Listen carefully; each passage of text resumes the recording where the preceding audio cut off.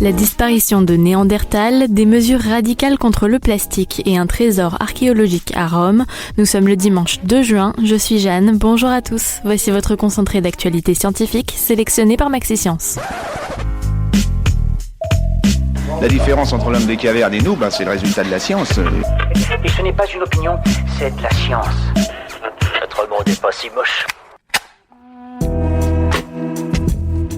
À ce jour, la disparition de l'homme de Néandertal reste un mystère pour les spécialistes.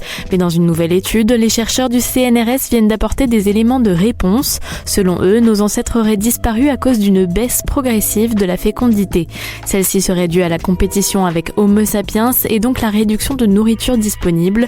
Projection à l'appui, les chercheurs avancent que cette théorie est la plus crédible pour expliquer la disparition de nos ancêtres. La Tanzanie prend des mesures radicales pour lutter contre la pollution plastique. Le gouvernement vient en effet d'interdire l'utilisation et la production des sacs en plastique, mais quiconque est accusé d'en produire ou d'en importer s'exposera à une amende d'1 milliard de shillings tanzaniens, soit 390 000 € ou une peine de prison pouvant aller jusqu'à 2 ans maximum. Avec cette mesure, la Tanzanie devient le 34e pays africain à lutter contre le plastique.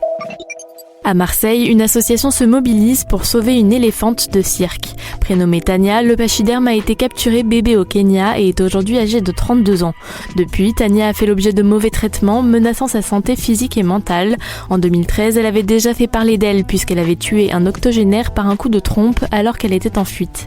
L'association One Voice a saisi la justice pour qu'elle soit retirée du cirque d'Europe. Surprise en plein cœur de Rome, des archéologues ont découvert une immense tête en marbre dans une salle secrète du palais de Néron. Ce véritable trésor serait vieux de 2000 ans et représenterait probablement Dionysos, le dieu des vignes et de la fête. D'après les chercheurs, cette sculpture serait dans un remarquable état de conservation et ils espèrent pouvoir y retrouver des traces de sa couleur originale. C'est tout pour aujourd'hui. Vous avez aimé cette version raccourcie du podcast? N'hésitez pas à nous donner votre avis sur les réseaux sociaux. En attendant, on vous dit à demain pour de nouvelles actualités scientifiques. Voilà. Il ne reste plus qu'à vous remercier de votre attention. Au revoir.